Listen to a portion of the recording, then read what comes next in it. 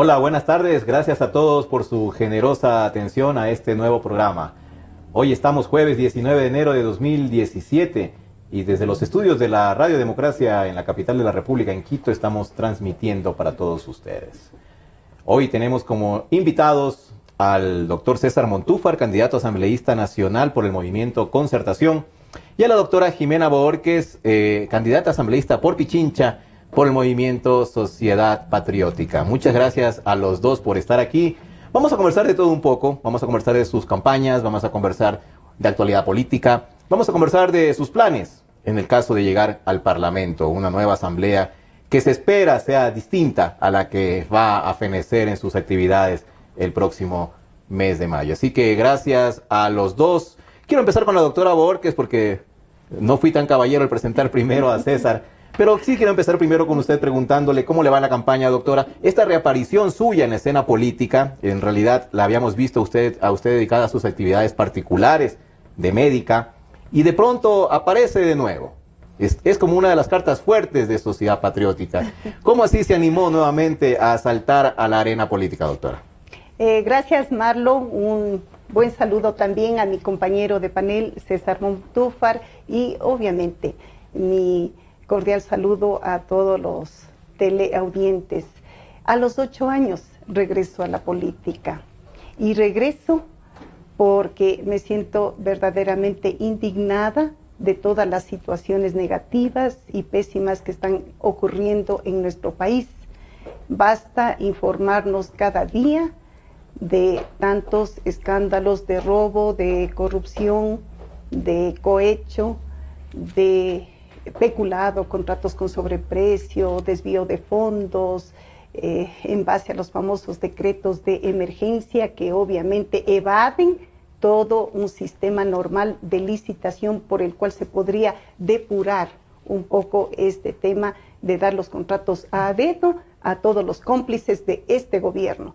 Entonces, dado ese grado inmenso de corrupción, tanto económica como también una crisis moral, nuevamente decidí mojarme el poncho y repito, a los 8 años vuelvo a la arena política. ¿Cuál va a ser su aporte, doctora? Va a estar bien acompañada, supongo, porque su esposo, el coronel Lucio Gutiérrez, está liderando la lista de asambleístas nacionales y por primera vez, aparentemente van a coincidir en las curules, seguramente serán vecinos también ahí de puesto. Pero ¿cuál cree que va a ser su aporte fundamental en todo esto que nos ha relatado usted, de este escenario terrible, terrible de corrupción, hay que decirlo así, para cambiar la situación? Todos sabemos que las tareas de los asambleístas son dos: la legislación y la fiscalización. Y dentro de la legislación está el tema de elaborar leyes, reformar leyes o derogar leyes. Y lo más fuerte que usted me ha pedido, la fiscalización. Para llegar a una fiscalización completa, real, se necesita ir a una reforma parcial de la Constitución y eso lo permite el artículo 442 de esta Constitución, que nos da el camino y dice, a través de la recolección del 1% de los ciudadanos que constan en el padrón electoral o por 69 votos de los asambleístas. Vamos en el segundo caso. ¿En qué temas? Si son los 69 votos, si conseguimos esos 69 votos, se tratarán en el primer debate todas las reformas, ya voy a mencionar cuáles, a la Constitución. Luego de 90 días va el segundo y definitivo debate donde se procede a la votación. Entonces, en 90 días ya está aprobado en el seno de la Asamblea. De allí parten 45 días para que pasen al soberano, que es el pueblo ecuatoriano, quien es el último en decir si apruebo o no a estas reformas a la Constitución. Lo fundamental es que dichas reformas no afecten la estructura del Estado ni afecten los derechos de los ciudadanos. Desde mi punto de vista, lo prioritario y lo primordial es, obviamente, en 5 meses, como ya he mencionado, en 5 meses, mandar a la casa al Consejo de Participación Ciudadana y Control Social, que es la raíz de todos los males, porque ese es el ente nominador de las autoridades de control, quienes son esas autoridades de control, la Contraloría, la Fiscalía, la Procuraduría, las superintendencias de bancos, de comunicaciones, de telecomunicaciones, la Superintendencia del Agua, la Defensoría Pública, etcétera, etcétera. Todos estos entes de control han tenido su origen nominador en dicho Consejo de Participación Ciudadana, que de ciudadano no tiene nada porque está integrada por consejeros, marca Alianza País. Entonces, con el corazón eliminar 35. el quinto poder y poner uno nuevo. No. Eliminar significaría desaparecer la cuarta función del Estado, que voy a educar a quienes me escuchan, no es el quinto poder, es el cuarto poder. El cuarto poder es el de transparencia y control social. No se elimina, persiste ese cuarto poder, integrado por todas las instituciones que hacen control y que ya nombré. Dentro de esas instituciones que forman el cuarto poder, el único que tiene que irse al tacho de la basura es el Consejo de Participación Ciudadana y Control Social. Y obviamente, junto con ese referéndum al pueblo para preguntarle si está o no de acuerdo con estas reformas parciales a la Constitución, se debe añadir la pregunta de que si está de acuerdo el pueblo ecuatoriano en que estas autoridades de control, que han sido totalmente sumisas a Rafael Correa y a todos sus compinches, también se vayan a su casa. Solo cuando tengamos autoridades de control independientes del Poder Ejecutivo, entonces sí, vamos a tener una real transparencia en la función de auditaje, de control, de fiscalización a los fondos públicos, que son dineros sagrados que le pertenecen al pueblo ecuatoriano. Permítame, doctora, después vamos a profundizar también en los cambios urgentes que usted considera se deben hacer a la Constitución. Doctor César Montúfar, bienvenido. Muchas gracias, lo primero que le quiero preguntar es cómo va el desarrollo de la campaña y también por qué ya no se lo ve... Gracias, Marlon. Mis respetos a la doctora Jimena Borque, es un gusto verla nuevamente a los algunos años, como él ya dice, 8 años. Mire, bueno, vamos por el tema del Partido Social Cristiano y Cynthia Viteri. No llegamos a un acuerdo electoral con el Partido Social Cristiano. Finalmente. No llegamos. Finalmente. Las organizaciones políticas tienen todo el derecho a tomar un camino por una vía o por otra. Nosotros siempre fuimos partidarios de la mayor unidad posible para no solamente derrotar el correísmo, sino para poder gobernar luego de que el correísmo termine su periodo. Pero bueno, esa fue la situación, por lo cual Concertación está en este momento participando. Participamos en 15 provincias, tenemos una lista nacional, una lista al Parlamento andino. Y nuestra tesis presidencial es que en realidad el Ecuador vive una situación de emergencia. Y en esa situación de emergencia, los ciudadanos tenemos que votar en función de que el correísmo termine y que no vaya a ganar por una carambola electoral. Yo creo que hay un riesgo de eso. No podemos ocultar ese riesgo, que ganar por una carambola electoral el candidato del oficialismo. Así que nosotros llamamos a votar por quien esté segundo, por quien sea la segunda opción. Pero según cuál encuesta. Ahí está el problema. Según cuál encuesta. Ahí está el problema. O sea, y ahí un llamado a las encuestas, porque yo creo que en realidad los ecuatorianos tenemos que concurrir el 19 de febrero a votar sabiendo exactamente el escenario, conociendo las reales posibilidades de los candidatos. Nos parece que la candidatura de Guillermo Lasso, de Cynthia Viteri, de Paco Moncayo, que parecieran ser las que están en opción de estar en una segunda vuelta, bien podrían ser cualquiera de los 3 candidatos con quienes hemos compartido, hemos dialogado, hay coincidencias, así como también diferencias en condiciones, decía, de llevar adelante un proceso o un gobierno de transición que permita superar la crisis económica y salir institucionalmente, democráticamente, de lo que ha sido la estructura política del gobierno. En todo caso, ya no llama a votar por Cynthia Viteri, que era lo último. Nosotros llamamos a votar por el candidato que esté en segunda vuelta o con posibilidades de llegar a segunda vuelta. Y alertamos a la ciudadanía sobre el riesgo de que por una carambola electoral pueda ocurrir aquí en el Ecuador lo que ocurrió en Venezuela. ¿Y qué ocurrió en Venezuela?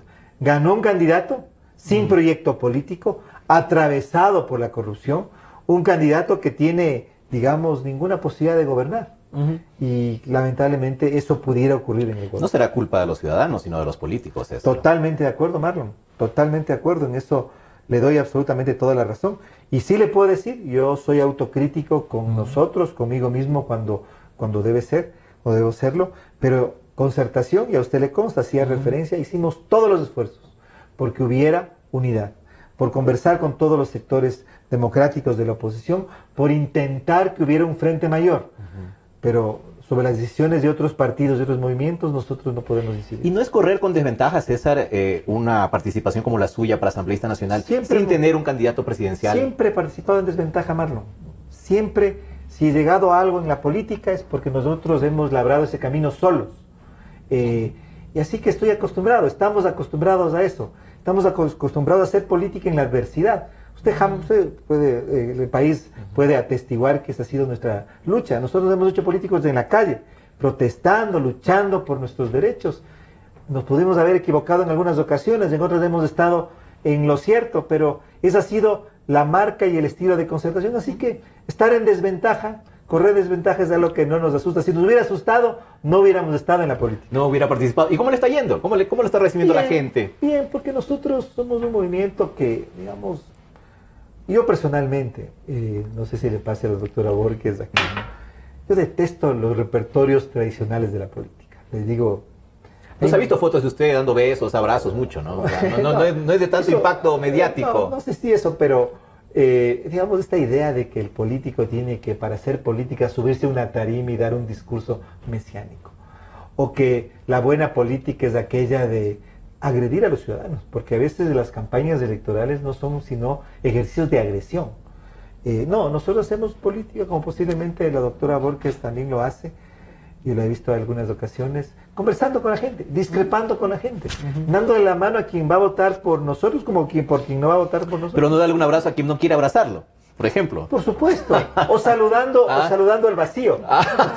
Yo alguna vez yo veo mucha gente forzada en realidad a responder un abrazo a una persona a la que nunca ha visto en su vida. O saludando porque tiene el fotógrafo ahí al ladito, claro, tomando la foto. Los candidatos comienzan a saludar y no hay nadie. O sea, es ridículo. Un candidato, Marlon, tiene que cuidarse del ridículo. Un político tiene que cuidarse. Se cuidan porque suben las fotos con cortadas, con buen ángulo, obviamente que se cuidan. ¿no? La mejor forma de cuidarse del ridículo es siendo lo más auténtico posible, digamos, siendo como uno es. Y así que nosotros hacemos ese tipo de campaña caminando, que no solamente lo hacemos en campaña electoral. Nosotros hemos hecho puerta a puerta siempre, fuera de campaña electoral, plantones en las plazas. Nuestra idea, nosotros tenemos la idea, el mensaje del gran parlante. Hay que quitar el parlante al gobernante, no solo al de turno, sino también al que venga. Y también es conversando, dándole la palabra a la gente, o escuchando, no solamente hablando. Qué bien, o sea, no lo veremos entonces subido en un tractor, a caballo. Espero que no. Bueno, a caballo. A veces es imposible. A veces toca. Mira, el otro día estuvimos en Salitre, en la provincia de Guayas.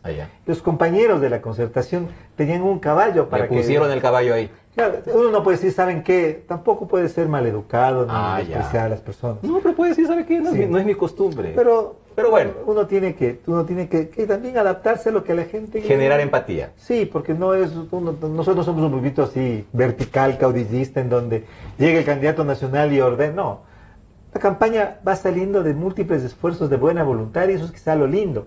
A veces, por ejemplo, hay mensajes, perifoneos, que aquí en Quito están prohibidos, pero que en otras ciudades del país es muy generalizado, que están totalmente por fuera de la línea de comunicación que se ha definido.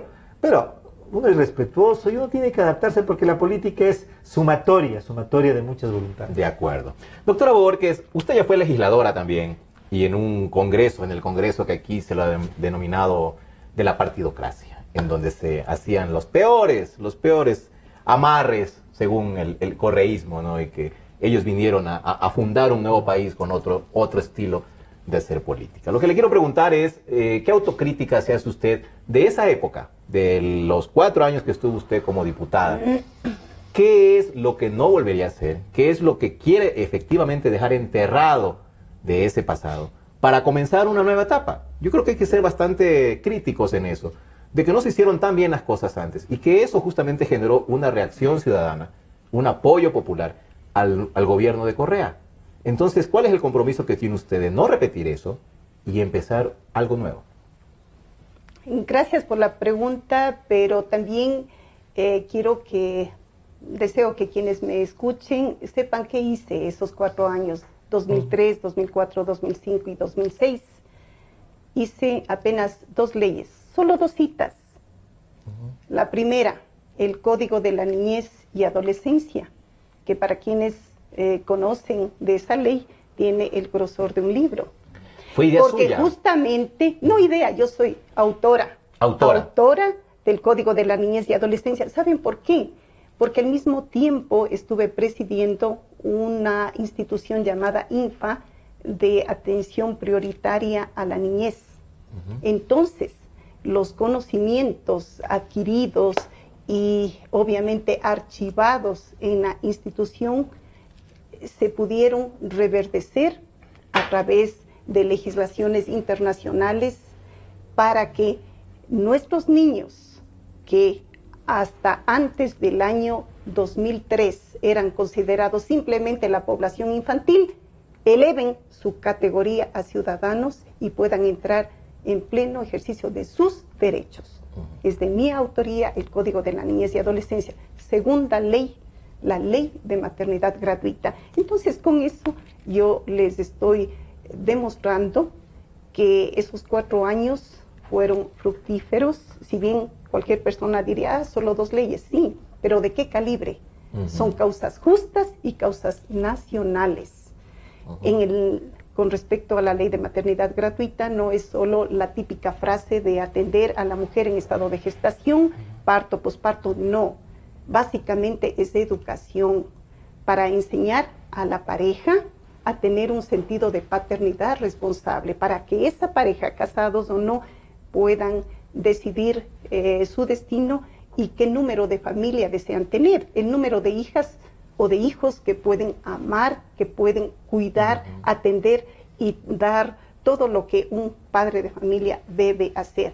También se atiende dentro de la ley de maternidad gratuita algo como enfermedades ginecológicas de la mujer, inflamaciones, infecciones, tumores, cánceres uterinos, una de las mayores causas que diezma a la población femenina en el Ecuador. Es una de las principales causas de muerte de la mujer aquí en el país. Así es. Todo eso se ha logrado con la ley de maternidad gratuita e inclusive la atención de nuestros niños, ese niño que recién nace y que es acogido por la ley de maternidad gratuita hasta los 2 años con la atención y los controles de ese bebé más la vacunación. Todo ello significa la ley de maternidad gratuita. Son 2 leyes muy valiosas en realidad que todavía rigen hasta la actualidad. Y mire, nadie sabe que yo soy la autora. ¿Por qué? Porque jamás he invertido $1 para decir esto es lo que yo he dejado delegado para todo el Ecuador. Porque lo que hace la mano izquierda no debe saber la derecha o viceversa. Pero decir eso, que un político diga eso es un pecado, pues, doctor, imagínese. Claro, pero en mi caso no, es simplemente hacer honor a la verdad. Usted se refería a las cosas malignas de los anteriores congresos. Sí, como todo en la vida, igual, la moneda siempre tiene 2 caras, ¿no? Siempre tiene 2 caras. Y ese congreso, llamado de la partidocracia, desde mi concepto, partidocracia, Partido Social Cristiano, Partido Izquierda Democrática y obviamente se le suma la democracia popular. Esa es la verdadera partidocracia.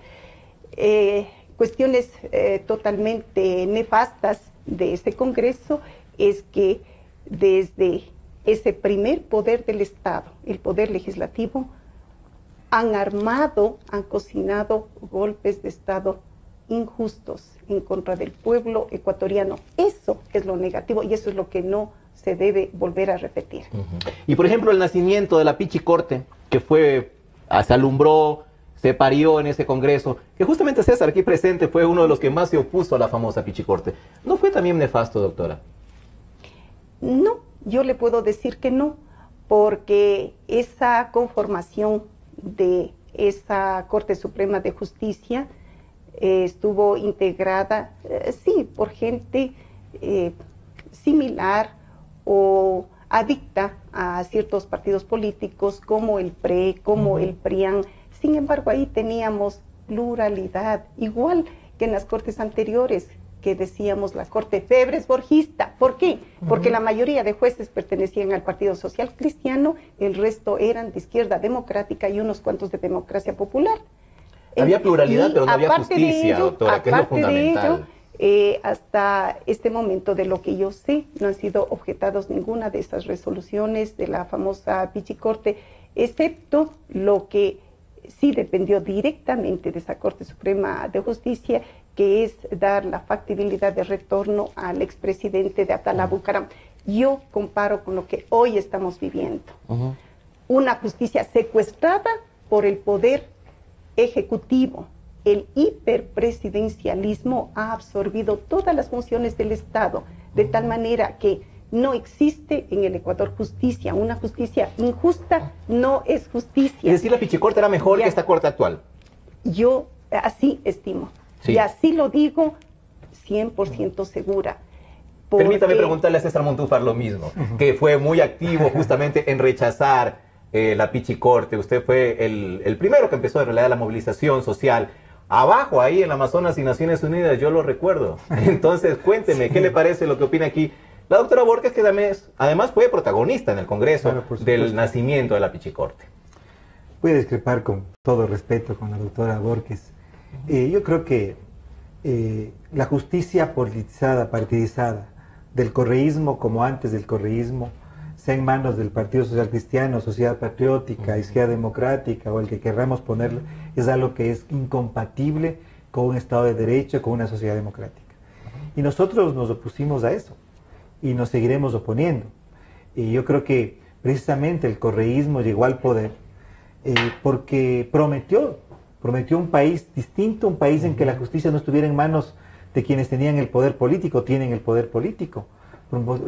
Prometió una revolución institucional, una revolución democrática, en que las decisiones del Congreso en ese momento no fueran decisiones direccionadas para favorecer a determinados sectores. Eso fue, me parece a mí, o ese fue el caldo de cultivo que permitió tener lo que tuvimos después. Y el correísmo, me parece a mí, y en eso tal vez coincido con la doctora Borges, perfeccionó un modelo que es un modelo que venía en crisis desde antes. Perfeccionó el que los organismos de control dependieran y obedecieran al poder político. Perfeccionó el tema de que en la Asamblea Nacional o en el Legislativo no esté la ciudadanía o el pueblo o el país representados, sino representados los grandes jefes de los partidos. Ustedes recuerdan en el Congreso de la llamada partidocracia que siempre se decía hay que llamar a determinado gran caudillo para que dé... Esto lo hemos visto en el Congreso o en la Asamblea Nacional de estos años, digamos, mucho más profundizado, porque ahí no había varios, sino solamente uno, el secretario jurídico de la Presidencia de la República, el legislador único y principal en estos 10 años. Entonces yo creo que esa es una deuda que tiene el país. El cómo tener una justicia independiente, cómo tener organismos de control independientes. Eso, César, y para seguir, y luego le voy a preguntar lo mismo a la doctora. Deuda pendiente en realidad que es bueno reconocerla, pero que además hay que ir más allá e ir pensando en la fórmula para reemplazar, porque a todos los candidatos yo les escucho decir que los actuales jueces, la actual corte, tiene que ser cambiada. Perfecto, pero la nueva corte que van a hacer, ¿cómo van a hacer? ¿Quién la va a nombrar? Y todos me responden, eso ya lo veremos, lo estamos pensando, pero ustedes que quieren ser asambleístas deberían tener ya una fórmula. No, mire, yo le voy a dar la fórmula. Primero, esas son atribuciones que tienen que volver al legislativo. Hay que volver al legislativo. Claramente. Porque eso es lo que en todos los países con imperfecciones, pero en todos los países democráticos funciona. Es decir, eso del quinto o del cuarto poder, el Estado democrático tiene que tener 3 funciones. Y los organismos de control tienen que ser designados, tienen que rendir cuentas ante el legislativo.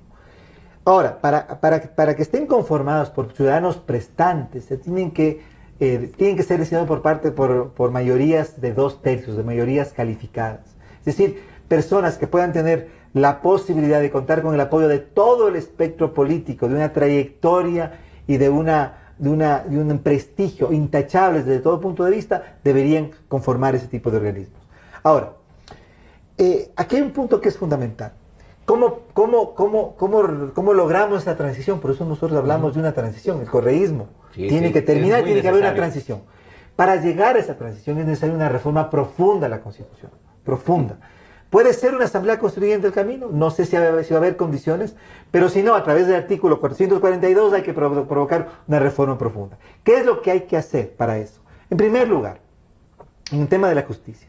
Hay que quitarle el poder que tiene dentro del sistema de justicia el Consejo de la Judicatura, que es un órgano politizado en este momento, totalmente dependiente de la función legislativa, y tiene que ser la Corte Nacional de Justicia, ¿no es cierto?, si es que mantenemos el actual esquema, el que con un Consejo de la Judicatura, con unas atribuciones menores, pero más en el ámbito administrativo, el que pueda generar un proceso en el cual se puede ir depurando la justicia. Ahora, cuando terminó la Pichicorte, doctora, hubo un proceso que fue muy importante, muy interesante, que fue un proceso de cooptación a través de un concurso.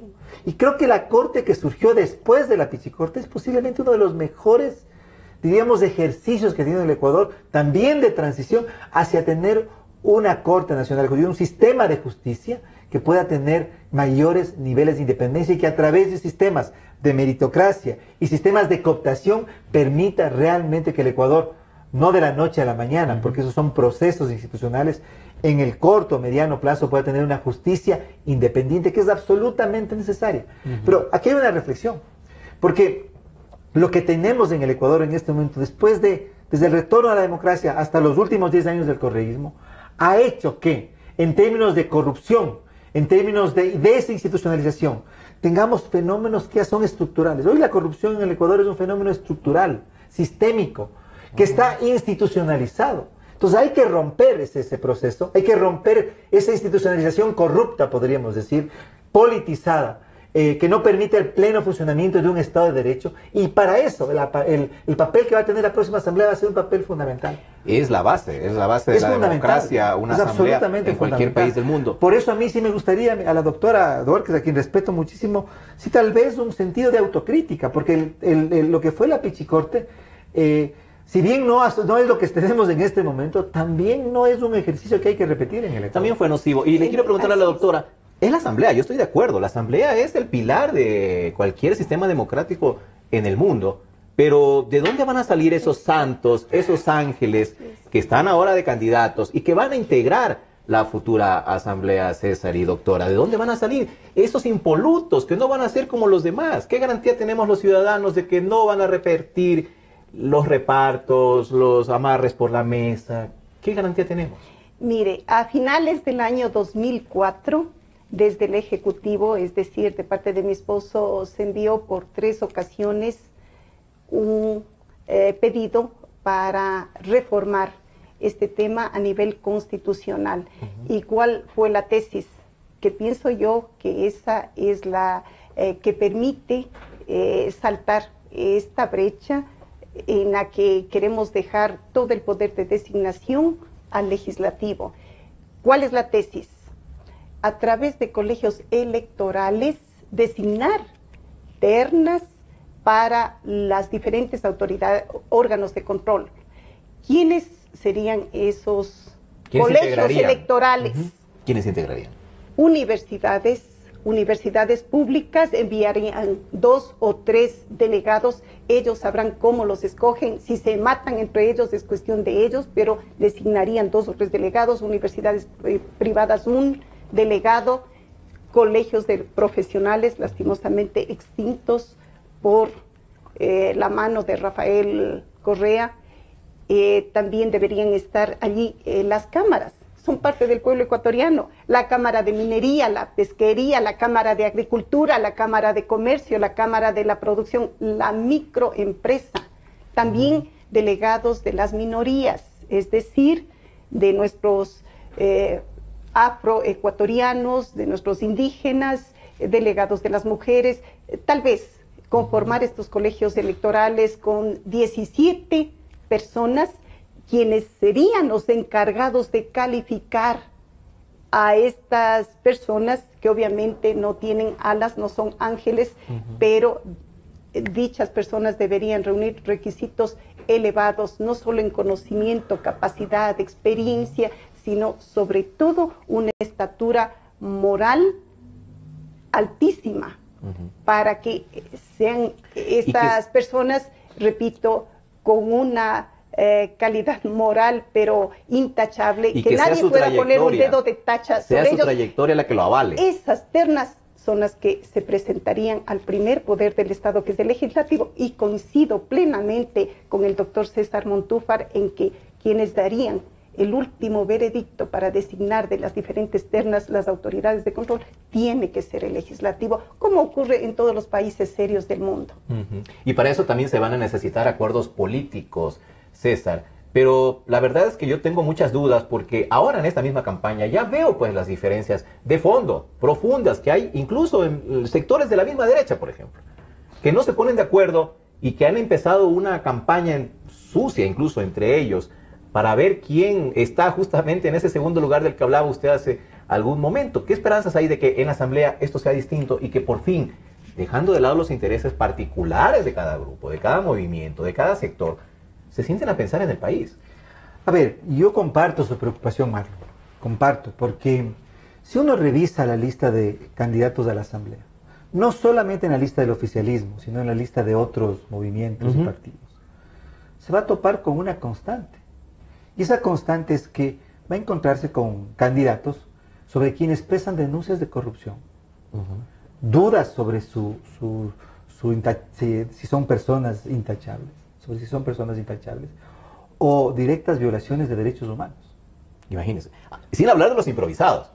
Sí, estoy hablando solamente de eso. Sin hablar de los que lo vieron en televisión un día. Ese es famoso, ponlo ahí. Le pongo como ejemplo al quien lidera y cabeza de la lista nacional del partido oficialista, José Serrano. Leí la semana pasada el informe, yo recomiendo, está en la página web, del Grupo contra la Tortura de Naciones Unidas. En ese informe se menciona que entre el 2010 y el 2014 hay 176 denuncias de tortura en el Ecuador. Miren, no se ha promocionado, no se ha hecho público muy... Imagínense, que no han sido investigadas y que no han sido sancionadas. ¿Quién debería ser fiscalizado por eso? José Serrano. ¿Quién reprimió al pueblo de Quito en las manifestaciones del año 2015? ¿Quién lanzó la caballería en contra del pueblo de Quito? Hoy pretende que le dijamos a los quiteños. Perdón de que me indigne, pero es que me indigno. Entonces, hay una constante, que hay muchos candidatos que deberían ser fiscalizados y que quieren que el pueblo los elija como fiscalizadores. Eso es una contradicción. Es una contradicción. Entonces puede ser que la Asamblea Nacional se conforme con personas que están ahí para sabotear la fiscalización, porque ellos mismos deberían ser los primeros fiscalizados. Entonces, yo creo que en realidad el pueblo ecuatoriano el 19 de febrero va a tener la posibilidad de en la Asamblea llevar o elegir a personas que realmente tengan preparación, que no tengan rabo de paja, y que vayan con un cometido, con un mandato, porque aquí hay un mandato. Aquí no estamos diciendo, a ver, vamos a ver si fiscalizamos o no. No tenemos, aquí hay un mandato nacional, que en el Ecuador por 10 años hayamos tenido cero fiscalización, organismos de control controlados por el Ejecutivo, justicia controlada por el Ejecutivo, nos ha dado como resultado corrupción estructural sistemática. Habrá quienes incluso buscan la legislatura para gozar de la inmunidad. Tal vez. Es que ahí está el punto. Buscan estas personas que deberían ser fiscalizados y quieren que el pueblo los elija como fiscalizadores. Buscan la inmunidad para tener impunidad, pues. Pero es clarísimo. Y habrá tiempo, César, para que la gente, el pueblo, se entere de todos estos pormenores que usted, por ejemplo, ha dado a conocer el informe de Naciones Unidas. Pero para eso, digamos, es el debate democrático. Exacto, habrá el tiempo para que se enteren. Lastimosamente, justo cuando estamos en campaña electoral, hay concurso para asignación de frecuencias. Imagínese usted. Por cierto. Entonces, los medios de comunicación, sobre todo los privados que tienen la picota sobre... O sea, son excepcionales los medios de comunicación. Yo aquí tengo que felicitar a Radio Democracia, ¿no es cierto? Que a pesar de estar seriamente amenazada, en riesgo, su frecuencia, siguen en una línea, no de oposición, en una línea de pluralidad, en una línea de transparencia. Y de libertad, además. Y de libertad. Entonces, aprovecho la circunstancia para decir que siempre aquí se ven candidatos que aparentemente alineados a la oposición, porque los candidatos del movimiento de gobierno en ese país no aceptan venir a este programa. Se les invita constantemente y desafortunadamente para mí no vienen. De todas maneras... Permítanme una sí. Rapidito, porque a mí me pasó eso, me estaba bien pasando en esta campaña, no sé, la doctora Borges. Como el código de la democracia tiene este artículo en donde a los periodistas les exigen pluralidad, ¿saben qué hacen los candidatos del oficialismo? No aceptan entrevistas. Entonces eso, de esa forma, impiden que los candidatos de oposición también podamos poner y podamos debatir con ellos, contrastar. Ese es un mecanismo de censura. El que a usted no le acepten las entrevistas es una forma de censura. Doctora, ¿qué le parece lo que dijo en estos momentos César Montúfar? Que me parece muy importante el hecho de que algunos de los candidatos con mayor opción de ganar, además, justamente deberían ser el objeto de fiscalización en la siguiente asamblea. Pero por supuesto, yo estoy plenamente de acuerdo con ese concepto que se ciñe netamente a la realidad. ¿Cómo es posible que ministros de este gobierno o gente que ha tenido puestos relevantes, repito, en esta década perdida, aspiren a tener inmunidad parlamentaria? Es deber y obligación de todo político educar a nuestra población, así como el médico educa en salud a sus pacientes. Los políticos debemos educar, repito, en política a nuestros conciudadanos. Yo estoy totalmente de acuerdo. Una de las primeras leyes que tiene que ser reformada es justamente la ley de comunicación, comenzando por ese principio básico establecido en la Constitución de Montecristi, aprobada por la mayoría del pueblo ecuatoriano. ¿Qué dice sobre la comunicación? Es un derecho. Y sin embargo, estos asambleístas de Alianza País oficialistas en la ley le trastocan todo el verdadero espíritu de lo que significa la comunicación y le anotan como la comunicación es un servicio público, como si sería el servicio de alcantarillado, de agua potable. ¿Está en contra usted de eso? Por supuesto, qué bien. Es algo inaceptable. Si hay algo que nos diferencia de los animales es justamente la capacidad de comunicarnos, no solo verbalmente, sino con lenguaje mímico, etcétera, etcétera. No podemos quedar mutilados intelectualmente al seguir con una ley de comunicación como claramente se le ha definido, la ley Mordaza. Nuevamente reitero esa felicitación a este medio, Democracia TV, Radio Democracia, inclusive la EXA que funciona en las tardes con gran aceptación de la juventud quiteña, esa valentía, ese coraje de enfrentar a este gobierno que ha rayado ya en lo que sería la antidemocracia, un totalitarismo, un absolutismo total. Ya hemos dicho, se han tomado la justicia, se han tomado todos los órganos de control. En definitiva, esto no es democracia. Nuestra lucha justamente es para elevar la conciencia ciudadana y para que todos los ecuatorianos y ecuatorianas definitivamente tomen un voto decisivo este 19 de febrero. En esas manos está el destino no solo de ellos, de sus familias, sino de todo el Ecuador. Se le agradece ese apoyo, doctora, pero la meta es seguir hasta cuando se pueda. Sencillamente uno no se puede doblegar a esto.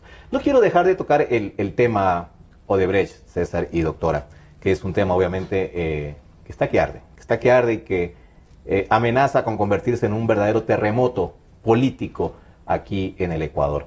Así que usted, para empezar, le pidió al alcalde Mauricio Rodas que se haga a un lado de su cargo en estos momentos. Pida licencia, ¿no?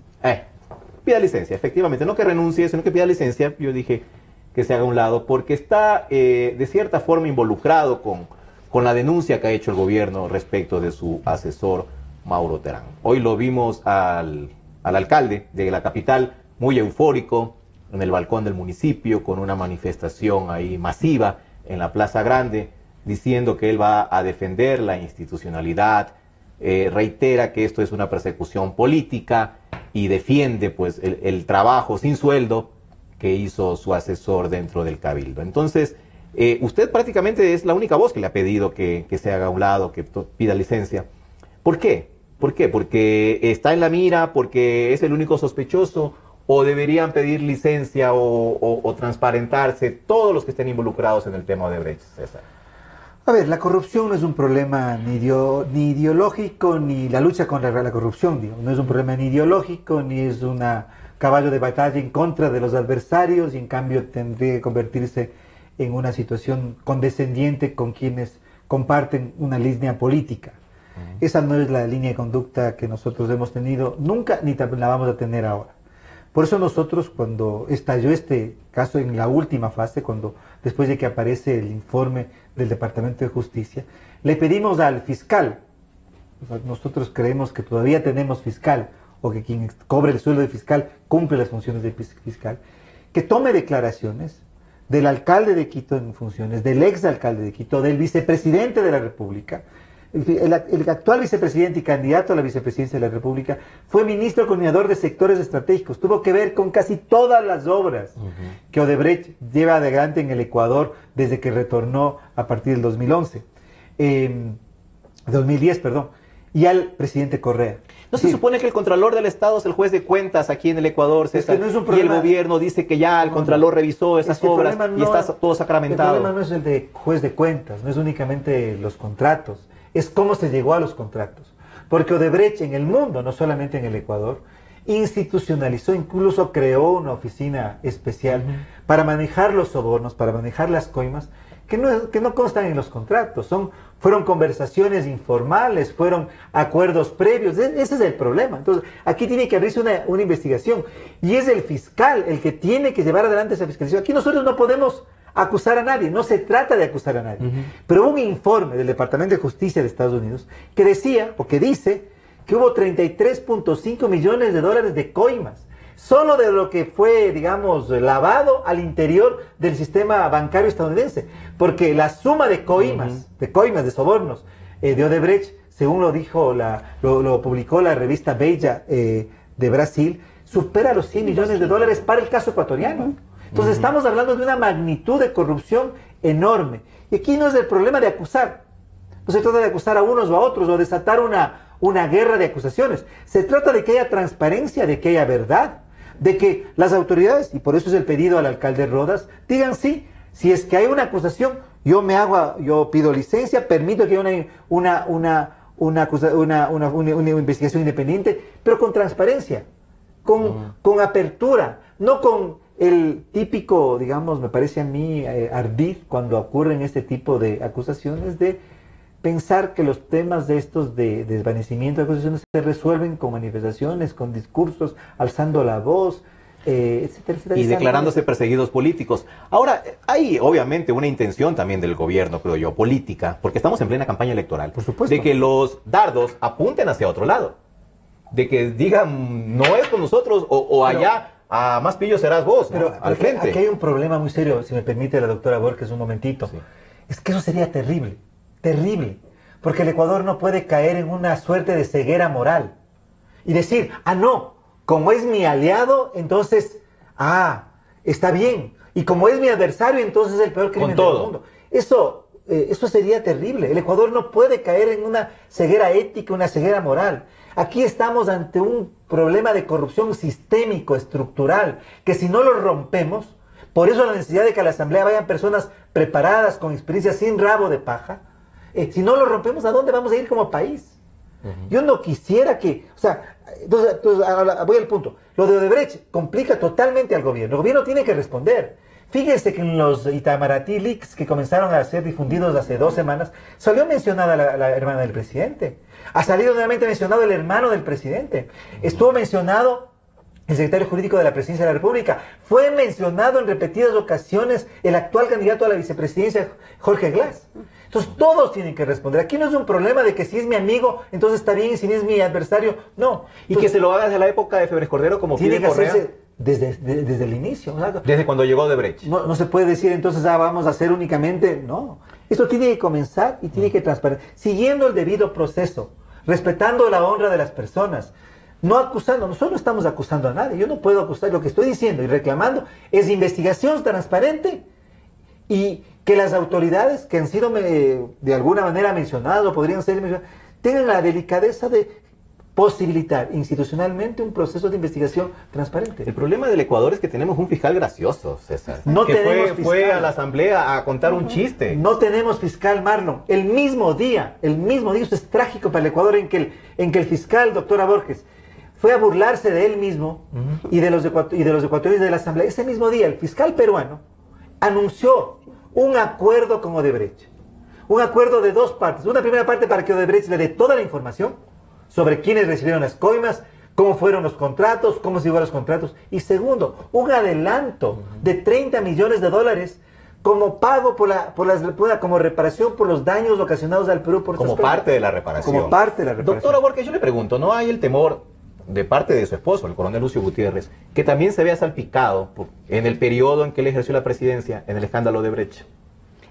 Miren, el diario El Expreso, en base a un estudio periodístico investigativo, ha dejado a la luz pública todos los gobiernos que han tenido contratos con Odebrecht. Se salvan el de Rodrigo Borja y el del ingeniero Lucio Gutiérrez. Son dos gobiernos que no tienen ningún contrato con Odebrecht, sin rabo de paja.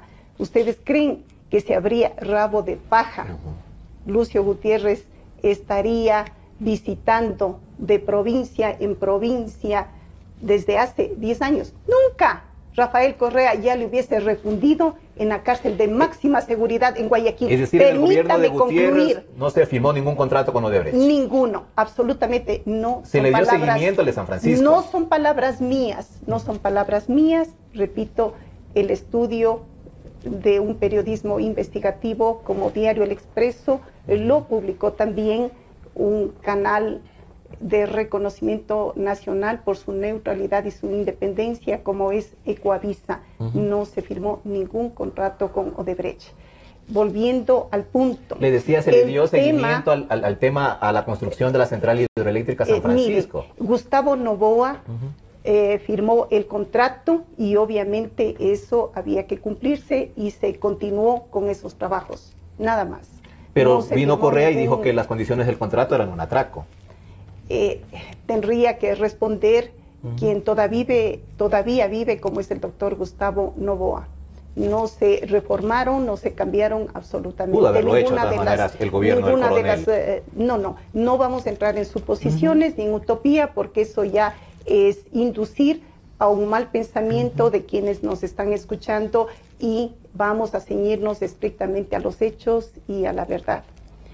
Volviendo al punto, en lo personal, así como el doctor César Montúfar dice que el doctor Mauricio Rodas, coincido, debería retirarse temporalmente del ejercicio edilicio en alcaldía, de la misma manera, el fiscal Chiriboga debería retirarse para proceder a esta investigación, a todo lo que sería la tarea de fiscalización de una verdadera auditoría. ¿Qué fiscalización, qué control podríamos nosotros tener? ¿Qué resultados de todo lo que la prensa norteamericana y la justicia estadounidense han detectado con autoridades de control totalmente sumisas, subordinadas al jeque monarca dueño de esta gran hacienda que se llama Ecuador? Y ese jeque es Rafael Correa. No aspiremos a que salga nada de ahí. O sea, no tenemos ninguna garantía. Ninguna, absolutamente. Por eso vamos a la reforma parcial de la Constitución, donde vamos a mandar, repito, a la Casa, al Consejo de Participación Ciudadana y Control Social, para que existan autoridades de control independientes, autónomas, para que solamente así, con esas personas de gran calibre moral, con una estatura moral definitivamente que no admite tacha, pueda emprenderse una verdadera tarea de auditaje, de fiscalización y de enjuiciamiento. ¿Tendremos que esperar entonces hasta mayo o más allá, César, para que se empiece a investigar en serio el caso Odebrecht en Ecuador? Sí. Desafortunadamente se va a perder todo ese tiempo. Yo creo que sí. Lamentablemente la información va a venir de afuera. Mañana 20 va a ser difundido en Brasil, si es que se determina que tienen validez las confesiones que han surgido de estos acuerdos de delación a los que llegaron más de 70 altos ejecutivos o ex altos ejecutivos de Odebrecht. Nosotros en la Asamblea vamos a proponer, como también ocurrió en el Perú, el que se conforme al interior de la Asamblea Nacional una comisión especial para investigar el caso Odebrecht. Creo que este es un tema fundamental para el país. Aquí está en juego yo diría, la dignidad nacional. La dignidad nacional no es un problema solamente económico, es un problema de dignidad nacional. No podemos ser el único país en el que no pase nada. Mientras en otros lados ya hay hasta detenidos, vemos en Colombia, vemos en Perú, que incluso al presidente también, expresidente Ollanta y a la ex primera dama también le impiden la salida del país, República Dominicana igual, Panamá. Imagínese qué sería si aquí en el Ecuador no pasa nada, si todo termina en una guerra de discursos, balconazo de un lado y balconazo del otro lado diciendo que son inocentes. ¿Qué somos los ecuatorianos? ¿En dónde vamos a quedar? No, aquí tiene que haber un baño de verdad, no tiene que haber persecución. Yo siempre soy partidario de que los temas de corrupción no deberían ser, no deben politizarse, no deben ser instrumento político, pero ante una situación como la que estamos, en un contexto electoral, es fundamental que se conozcan, o hubiera sido lo ideal que se conozcan los temas, porque eso sirve para que la ciudadanía oriente su voto.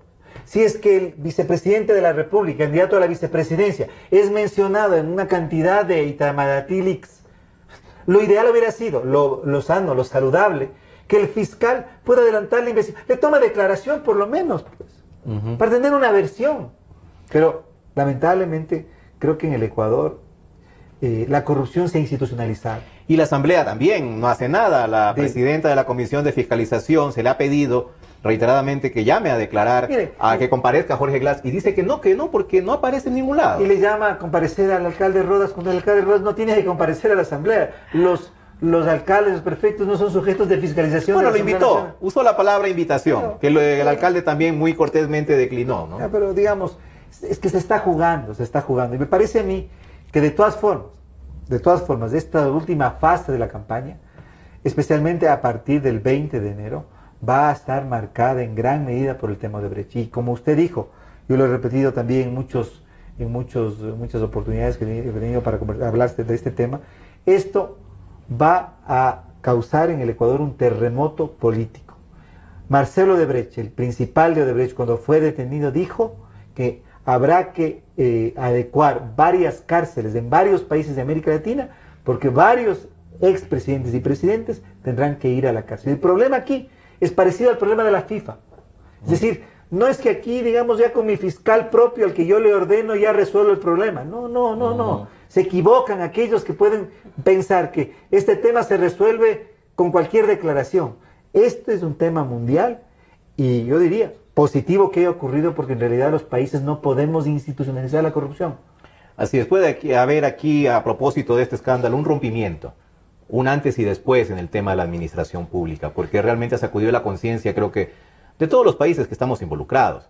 Y habrá el compromiso, creo yo, de los electores, de estar pendientes de que esto no se vuelva a repetir. Permítame, Marlon, y además una cosa, el problema no es aquí entre oposición y gobierno. Cuando hablamos del tema corrupción, no estamos en un debate oficialismo versus oposición, sino honestidad versus corrupción, decencia versus corrupción. Y en el campo de la decencia tenemos que estar políticos, periodistas, académicos, ciudadanos. Por supuesto. Ya estamos por terminar y yo quisiera, doctora, al último, que usted en sus últimas palabras exponga su compromiso. Un compromiso ante los ciudadanos que son quienes van a votar por usted, para que sean también esos ciudadanos los que tiempo después, cuando ya esté usted ejerciendo las funciones de legisladora, le fiscalicen y le auditen y le observen y vean si lo que usted se está comprometiendo en estos momentos es exactamente lo que usted va a hacer o está haciendo en la Asamblea. Entonces, un compromiso firme, un compromiso que quede grabado, para que sean sus electores los que a usted finalmente o le aplaudan o le reclamen por cumplir o no su palabra. Sí, Marlon, pero solamente quiero hablar sobre un adagio, tal vez mundial. El adagio y muy ecuatoriano dice así: entre bomberos no se pisan la manguera. Por eso usted ha mencionado el fiscal, cero fiscalización. Esta asamblea correísta igualmente tiene saldo en rojo respecto a la fiscalización 10 años. Y otro punto más, en el ánimo de educar a quienes me escuchan. No crean ustedes que la red de corrupción de Petroecuador o este último escándalo de Odebrecht ha ocurrido simplemente en el año 2016. No, eso y muchas otras cosas más de robo, de latrocinio, de impunidad, viene ocurriendo 10 años. 10 años son afectados los dineros del pueblo ecuatoriano. Por eso mi principal compromiso es la fiscalización y para ello comprometo dar toda mi energía, mi esfuerzo, toda la capacidad que yo tenga para ir a la reforma parcial de la Constitución a través del artículo 442 de la Constitución que nos permite dar nuevo contralor, nuevo fiscal, nuevos superintendentes, nuevo Consejo de la Judicatura. En definitiva, recién allí vamos a rescatar esta cuarta función del Estado, que es la función de auditoría, de control, de pesquisaje. De lo contrario, si nos quedamos con el mismo fiscal, con los mismos cómplices de tanto robo, de tanta corrupción, simplemente el gobierno se habrá burlado de la inteligencia y de la sabiduría del pueblo ecuatoriano. Lo mismo, César, el compromiso claro ante sus electores. Luchar y no cambiar. Yo he tenido una línea de coherencia en toda mi vida política. Siempre he estado a favor de los derechos, he estado del lado de los ciudadanos. Y yo a la Asamblea voy a luchar. Voy a luchar como siempre he luchado. Y mi compromiso, evidentemente, en el ámbito de la fiscalización, de la legislación, luchar por desmontar el correísmo y la institucionalidad del correísmo, luchar porque haya justicia, verdad, transparencia, fiscalización en el Ecuador. Ese es mi compromiso. Y que se acabe la impunidad. Y que se acabe. Espero que sea también el compromiso. Inmunidad no es impunidad. Así es. Ese es uno de los lemas de nuestra campaña. Compromiso de la doctora Jimena Borges y del doctor César Montúfar, nuestros invitados el día de hoy. Gracias por estar aquí. Muchas gracias. Y gracias a ustedes por su atención. Nos veremos en un nuevo programa.